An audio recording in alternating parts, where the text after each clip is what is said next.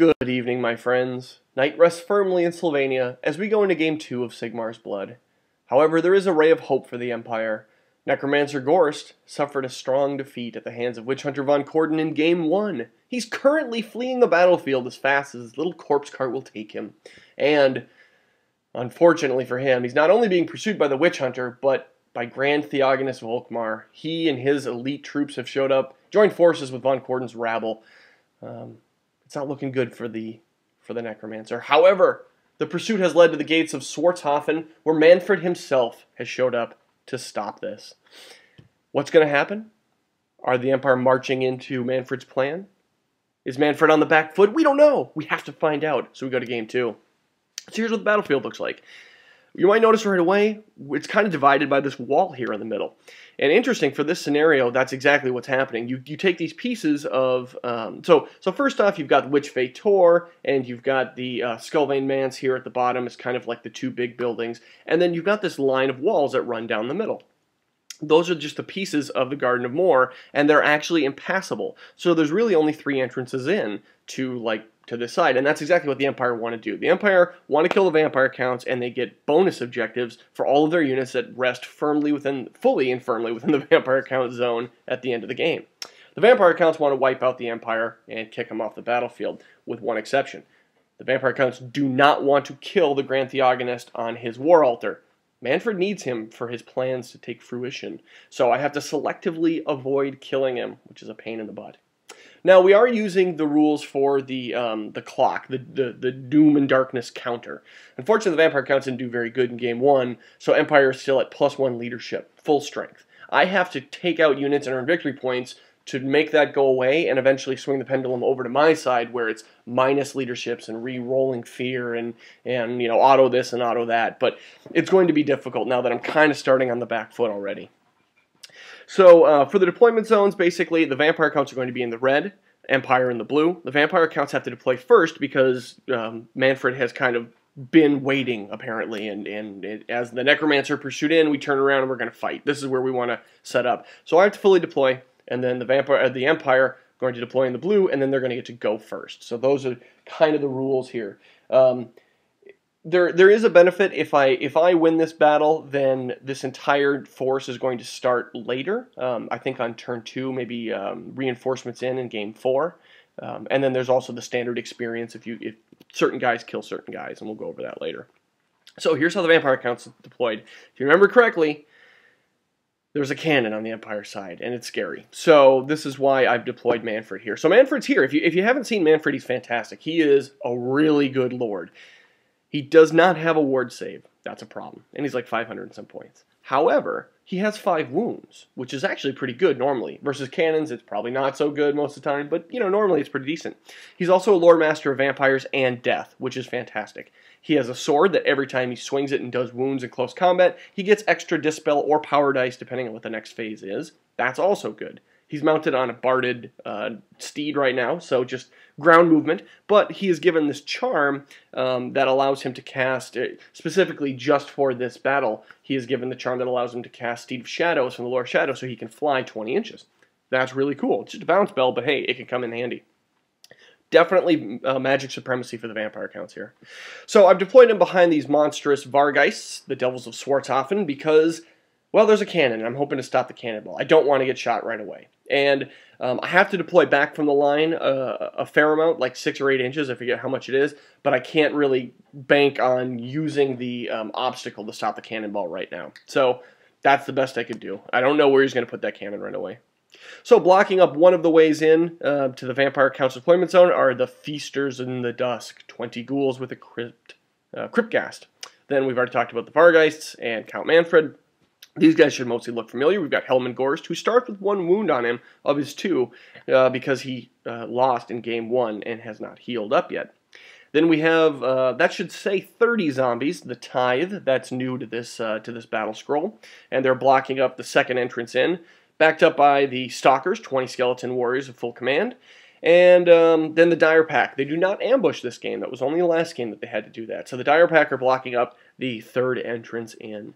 Helman Gorst received no upgrades because he got hurt. In fact, there's nothing on the vampire accounts that is upgraded based on experience in the first game. We go to the Empire side. What do the Empire have? They have the Hammer of the Witches, that damn cannon, which deploys over here so it's relatively safe and can still see Mannfred. Ugh.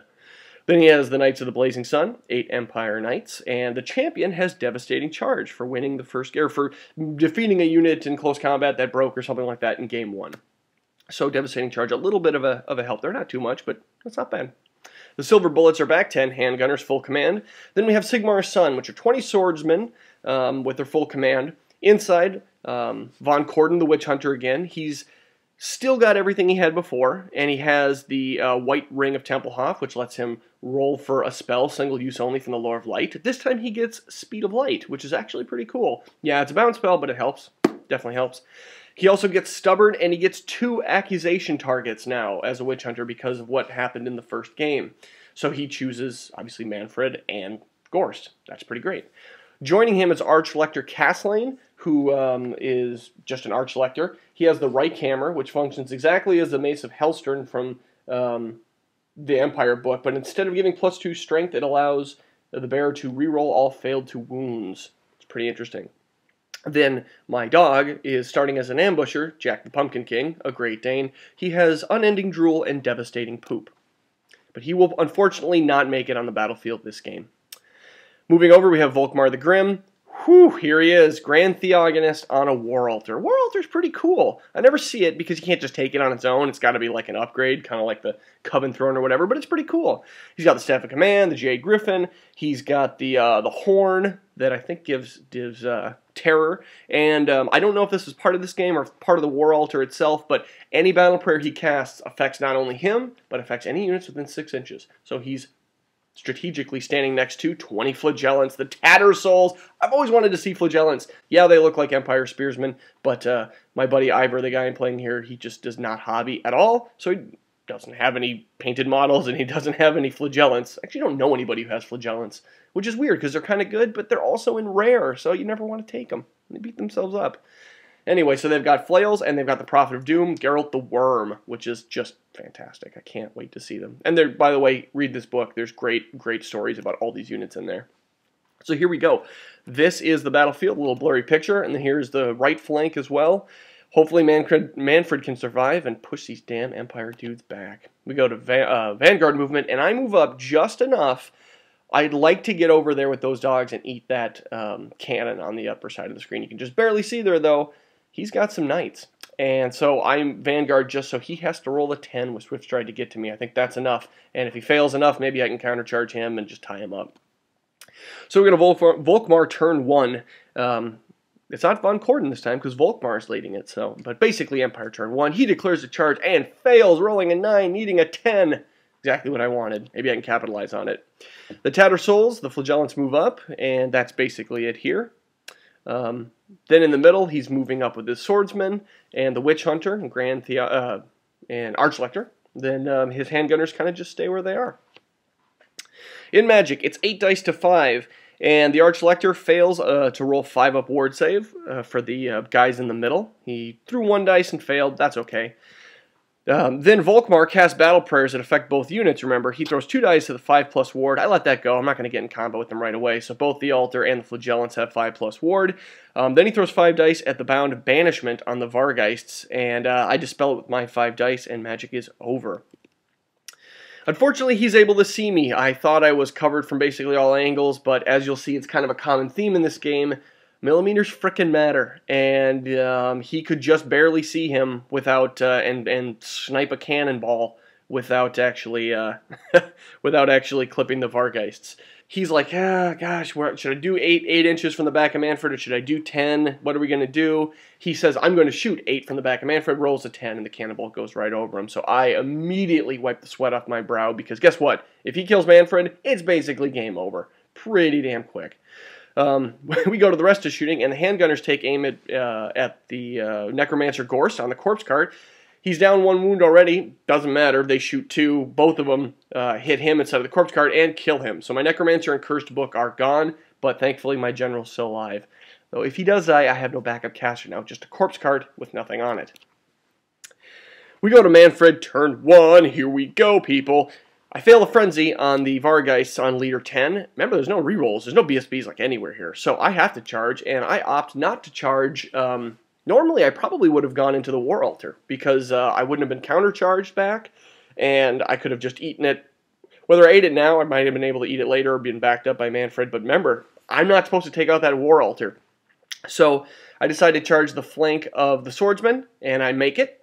So I decide, well, they're going to need a little bit of help, and I decide to charge the zombies in the front. Yeah, I'm worried about that because I'm giving them combat res, but I'm thinking I'm going to chew them up enough that I can probably weather the 10 or 11 dead zombies over here. That's what I'm hoping. I just don't want him to turn and face them. I'm not sure if that was the right call. I also tried to charge in with the corpse cart so that I would give ASF to everyone, and the corpse cart failed, which is weird because it was actually only like needing, I think it was like 50-50. I think I needed a 9 on Swift Stride on him, even though he's so slow. But that's okay. I kind of thought this might happen, and so I've got Mannfred moved up, so he's being blocked by the cannon, and if I get lucky in the magic phase, I'll be able to fly him over and do some stuff. So we'll see what happens. That might have been a good idea, might not have. The dogs move into the woods because I know I'm going to get charged by the knights again. I can't really get away, so I'm in the woods now. He'll have to have dangerous terrain if he wants to charge me, and if not, well, then I'm going to go eat his cannon. During magic, it's 5 dice to 2. Mannfred gets to re-roll the Winds of Magic, so I turn that 2 into a 4. I'm sorry, I rolled a 5 and a 2, and I turn that 2 into a 4, so now I have a better lead. So that means it's 9 dice versus 5. First, I use the bounce spell for Steed of Shadows and fly over here. He lets that go off. Then I pick up 6 dice, and I roll Purple Sun, baby, Lore of Death. Here it comes. And I'm thinking, you know what? I'm going to hit my own zombies. Oh, no. Screw it. I will hit my own zombies. At this point, they're going to feed me power dice from the Lore of Death. I am ready. Plus, that might eliminate the ability I'm going to crumble. So I cast it. I get Irresistible Force, so it goes off. It goes right down the line here. And I basically do it so I miss my skeletons, and I'm going to go through the corpse card. It's one or the other, and I'm thinking, yeah, the corpse card's probably going to pass it more likely than a bunch of skeletons. And I'm probably going to get enough dice already from going through both the bad guys and my own zombies. So it goes off, and here's what happens. I only kill 8 swordsmen, which is actually a fair number, but I kill 26 zombies. I've got 4 left. Oh my god, I was laughing. And, which is really great for me. You're thinking, why would you do that? It's really great because I gain 12 power dice back. And I go right back up. I use all 6 of mine to cast it, and I'm full again. However, we go to the miscast. The miscast I roll, and I'm going to take a strength 10 hit. I take the wound, and I lose d6 dice from the power pool. And my buddy Iber rolls 6. So I lose 6. I gain 12, I lose 6. I'm back to 6 dice. That's okay. It could have been way better for me, or I could have been sucked into the warp. I'm going to call that a win. So I've got dice. Let's go. I throw 3 dice at the Caress of Llanif. He lets it go because he can't really stop it. I rolled pretty well. I roll 11, remember, Curse of Llanif, it's 2d6. I roll 11, and it ends up being 6 wounds on the Archlector that kill him, and I don't get any dice back. I've got 3 left. Archlector's dead. Let's shoot at Von Carstein, and I throw Fate of Buna on him, and he survives. The spell does go off, but I think I rolled like really poorly to actually wound him with the spell. So that's a hell of a magic phase. Absolutely awesome. We go to close combat, and he kills the 4 zombies up front very easily. I kill 4 of him, only 4 of him. I actually don't do that well with the Vargeists. We end up tying combat, but I lose because of the musician. And so I have 1 wound on those Vargeists, and he does make his leadership. Oh, well, he doesn't have to leadership. He won, and I crumbled by 1, so he turns and faces me.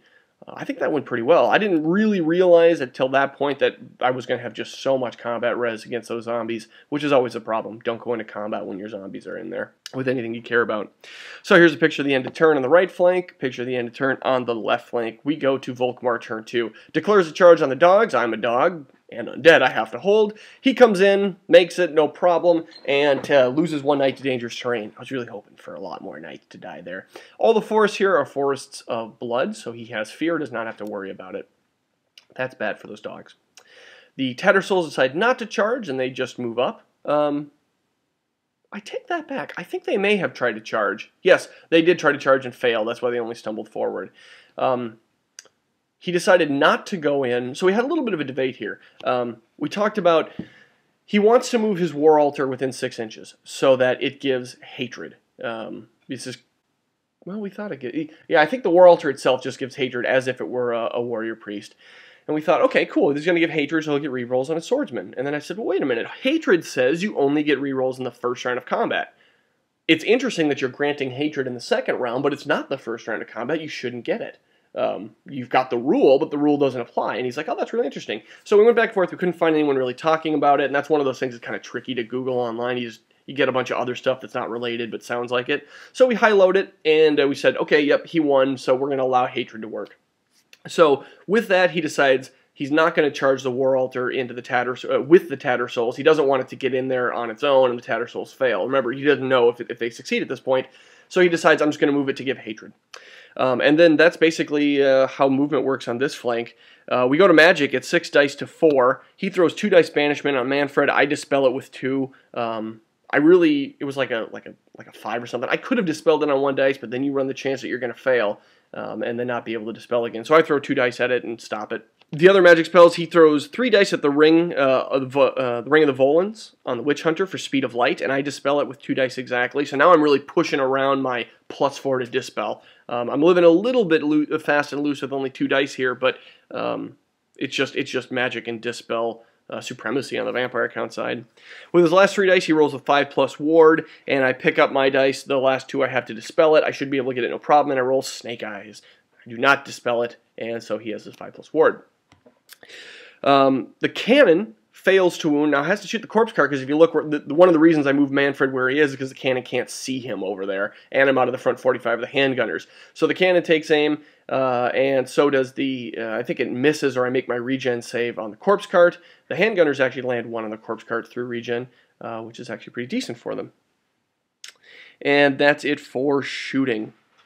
In close combat, Van Corden finishes off a Terrorgeist, I believe, or I'm sorry, finishes off a Vargeist, I believe. All attacks at Van Corden, I throw all of them at him because I want to get rid of him.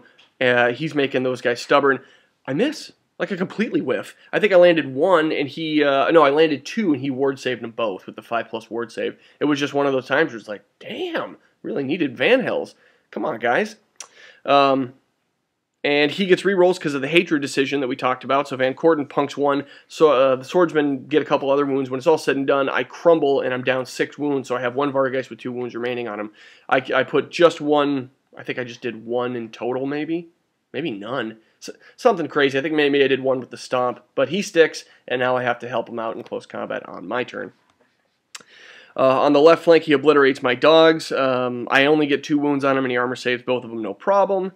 And here's a picture of the end of turn. So we go to Mannfred, turn 2. Basically, I try to charge. This is kind of from the other side, so it looks a little weird. I try to charge the skeletons and the corpse cart both into the flank of the swordsman, and I fail on both, unfortunately. Here's a picture where they both end up kind of stumbling around each other, but no magic help from the corpse cart. Very sad.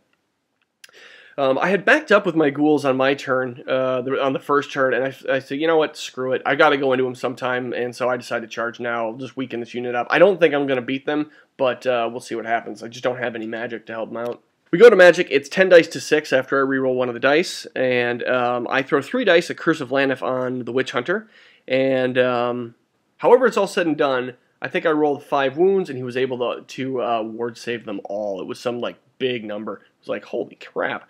So I take, I really want to get rid of this guy now. I throw 5 dice at Fate of Bune on him, and he has to let it go. He can't stop that either. And I roll Snake Eyes. Remember, it's like 2d6 minus his toughness. I roll Snake Eyes. So Von Corden sticks alive, and he's basically eaten my magic phase. I think I throw 2 dice at Invocation, and I think that was the one he was able to stop here at the end because I wanted to heal up both Mannfred and the Vargeist, and so he was able to stop that one. But sadly, he weathered a very strong phase. We go to close combat. 4 attacks at Van Corden. He's only got 1 wound left on him now. Does he only have 1 wound on him? Must have snuck 1 through at some point. Maybe I snuck 1 through in the magic phase because he does have a wound on him. I either snuck 1 through in close combat, or, oh yeah, that's right, I did it in close combat. I did 4 attacks on him, 3 misses, but 1 of them got through, wounded him, and then got through his ward save. So he's got 1 on him, but he lands 1 wound on me, and even through combat res, he just poofs me right away. So he turns to face, he doesn't want anything to do with Mannfred, so he turns to face the skeletons that are bearing down on him. Over here, the Tattersouls do 2 wounds to themselves, which gives them rerolling hits and wounds. As if you're not familiar with them, they kind of beat themselves. They do d6 hits, and then however many wounds they take, determine what they'll do. If they take 1 wound, they get to reroll hits. 2 to 5, I believe, they get to reroll hits and wounds. And if they take the magic number of killing 6 of their guys, they get +1 toughness as well. I only do 5 wounds to him. He kills 2 to himself, so that's 7. But with the charge and all of his rerolls, and the crumble at the end, I lose 14. So that's very sad. We go to Empire turn 3, and they charge the skeletons. On both groups are charging the skeletons here, and both of them make it in. So that's going to be a little tough. Hopefully my guys can hold. With the rest of movement, the knights just move in, and they're going to come in to kind of get the objective points for getting in my deployment zone, and I have no one there to stop him right now. We go to Magic. It's 8 dice to 4. He throws 4 dice at Soulfire, which is every model in base contact with either of these guys, right? Remember, because the Warrior Priest prayers affect both units when you're on the War Altar, and he gets flaming magic shots. I failed to dispel, rolling just, I think, like 1 dice at it, which was a really bad idea. I don't know why I would have rolled 1 die at it, because it was likely to fail. Very weird. I don't know what I was thinking at that point, but that's what my notes say, so we'll go with it. He gets 3 wounds on the skeletons and puts 1 wound on the corpse cart.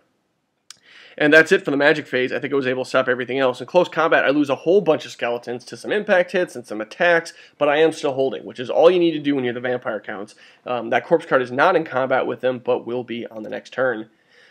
The Flagellants beat themselves a bit, maybe lose 2 or 3 to that, but they get their rerolls again, and I do a couple wounds on them. Kill 7 total, and he wipes me out completely. So now that unit's actually fairly small. I must have had a fairly decent attack phase here. Hopefully I can get those points off before he makes it into my deployment zone.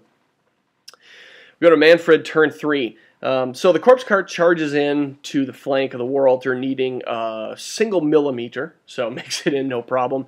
And I fly Mannfred next to it. I do not charge in, but I fly him right behind those swordsmen where that arrow's pointing. It's really important, that position here. Remember where I am.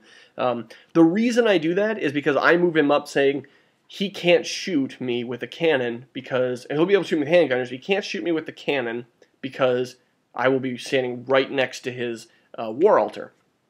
And he can't actually do it, so you hit your War Altar is the rule. So that's where I think I am, and I feel good about it. We go to the magic phase, and I re-roll one of the dice with the Winds of Magic, but I think it still ends up being kind of like a 6 to 4 phase.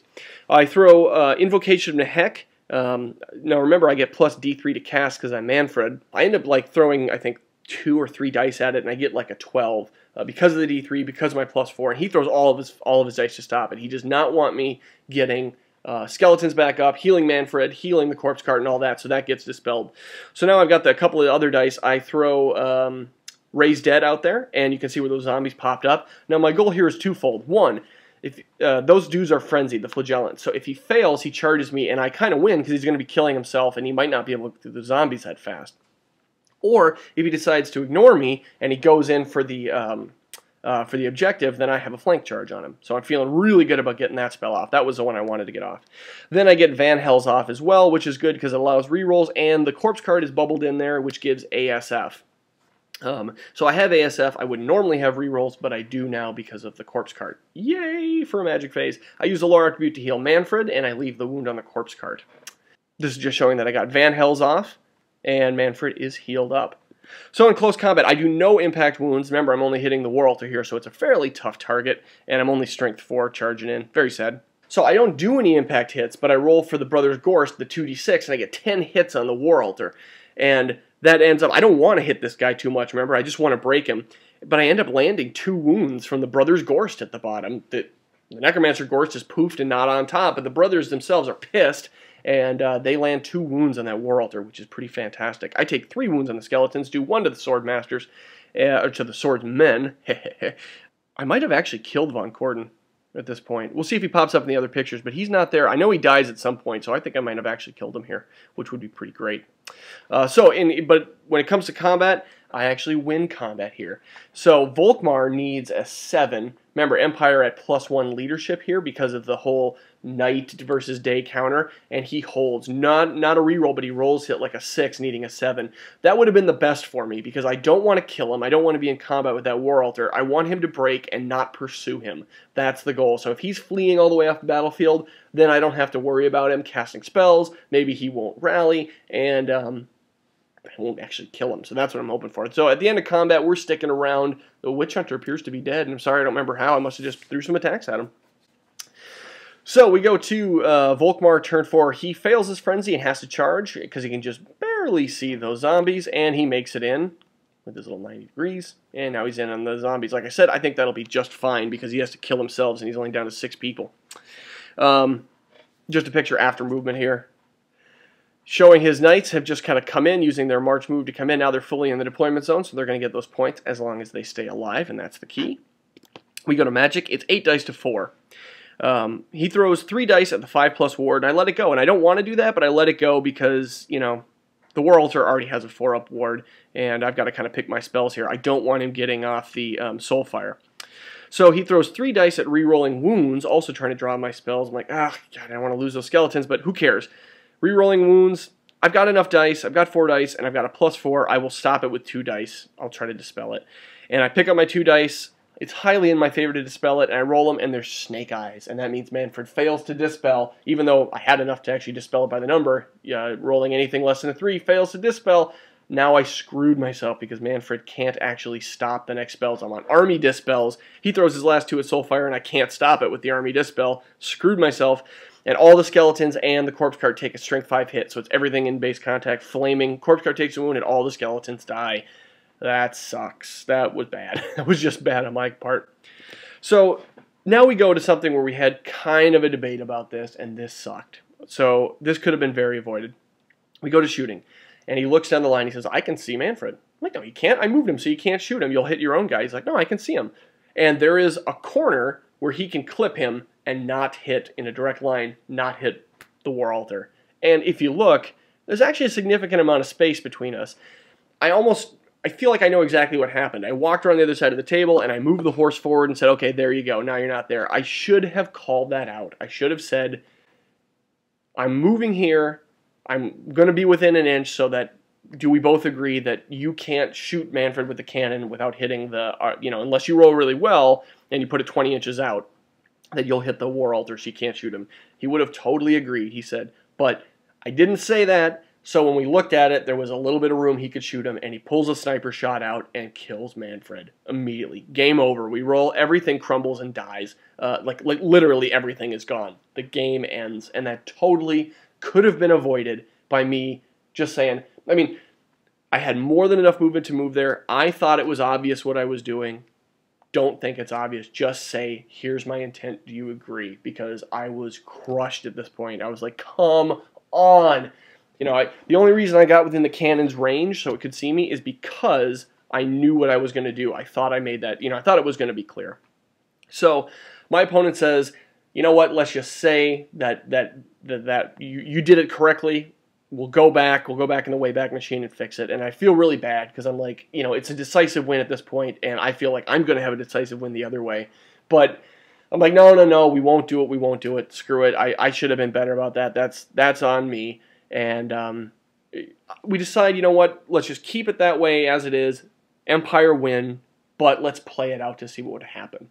We're going to go back in the Wayback Machine. The cannon, in order to hit Mannfred now, the rule is he has to basically aim 20 inches ahead of Mannfred because he cannot do it in such a way you could possibly roll and hit your own troops.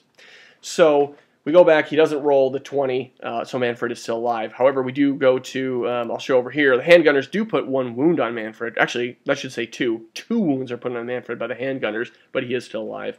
In close combat, the flagellants murder 2 of their own guys, and then just murder like 11. They murdered some amount of zombies. When it comes to crumbling, 11 of them are dead, and he still has 4 guys left, so I'm going to have to heal them. So this is showing that I took 2 wounds from shooting, and the corpse cart actually takes a wound, but has ASF and rerolls, so actually lands 1 more. So now he's up to 3 on the War Wagon, which is pretty crazy. Or I'm sorry, on the War Altar. We go to Mannfred turn 4 now in the alternate universe where I'm still alive. I decide, screw that, I'm charging in. So I charge in on the rear of the handgunners, and they can't really flee because I'll just immediately run them over. He decides to hold and see what happens. And that's basically it for the movement. I guess magic started over here. So magic is 3 and 3, and I re-roll one of those 3 dice to get a little bit more out of the Winds of Magic, and I don't remember what the actual number was, but it's enough to get small purple sun out. And you can see I cast it. He doesn't have a chance to dispel it. I think he threw all his dice at it and doesn't get it off, doesn't dispel. So you can see the small template starts there. Purple sun goes through the swordsman, killing 4, and then lands through, killing 3 of the knights. Now, the knights panic and run bounce through the building and off the board, which is fantastic for me. I believe I get just 1 dice back here, or 1 die back, but the reason, so it was kind of a tight way. I couldn't do the big one, even though I had the dice to cast it, because my goal is that I can't hit the War Elder. I have to actually just shimmy it on the side, and then there's some impassable terrain there, so there was just enough room to throw it through a couple of the swordsmen, and then only could get it through like 3 of the knights. Thankfully, all the knights died, and then they panicked and ran. But it was one of these situations where if we were playing a normal game, here, eat the purple sun, Volkmar, you're taking it on your War Altar, but it's just bizarre. It fights everything that you know about the game, not to cast spells at the enemy general. So anyway, I do really well with that spell. Get 1 die back. All the knights have broken and fled off the battlefield, and he's down quite a few swordsmen. Then with the other dice, I throw off Invocation of Nehek, which is awesome because he can't stop it, and it triggers rerolls again. So I end up rolling real big, get 11 zombies back. Those zombies are not going to win combat, but I just need to stick around so the flagellants kill themselves, and I'm really feeling good about that now. So it heals 1 wound on the corpse cart, it heals 1 wound on Mannfred. I use the lore attribute to heal the corpse cart again instead of Mannfred. Mannfred still has 1 wound on him, but that's fine. He's got 4 left, but now the corpse cart's back up to full. And I'm worried because, you know, I don't want to give up the points for Gorst in that corpse cart. And the rules specifically say in this campaign that you need to kill both the mount and the rider to get the points, so I can hold on to that necromancer even though he's not there. And that's it for magic. So over here, yeah, when it's all said and done, he hits a bunch and crumbles a bunch. He loses 2 to himself. None of the zombies do any wounds, and I'm left with 4 zombies left. That's just enough. I just need to go into combat with him again, so he kills himself. And then in combat over here, he challenges, and I have to accept. I kill the guy like 5 times over with Mannfred, and so he sticks, basically, and he ends up making his leadership test to reform, and it's interesting because we decided that Mannfred would only have 1 extra die in the next phase because it's amount of unsaved wounds. Normally, that would only be 1, but in a challenge, you actually get those unsaved wounds that happen at the same time, which actually brings up a question. How does that work? Would you get more than 1 power dice because you killed them all at once, or is that just 1 wound that you did? Does that actually work in a challenge? And then how would that work with Red Fury and all that? It's kind of interesting. Anyway, Mannfred, we're going to say, only has 1 die in the next phase extra. They turn around and face him, but now they don't have a champion, so they're in big trouble. And then something wonderful happens. In this alternate universe where I didn't get sniped, I roll the hunger, and I heal my wound for the first time ever. I have never had that thing work. Go to hell, Demon Princess, because yours is way better, you stupid soul feeder. I roll a 6, Mannfred drinks the blood, and he's fully healed, and it was just awesome. I have never been more happy. And no, but incidentally, I'm starting to feel really bad because in this alternate universe, I'm kicking ass.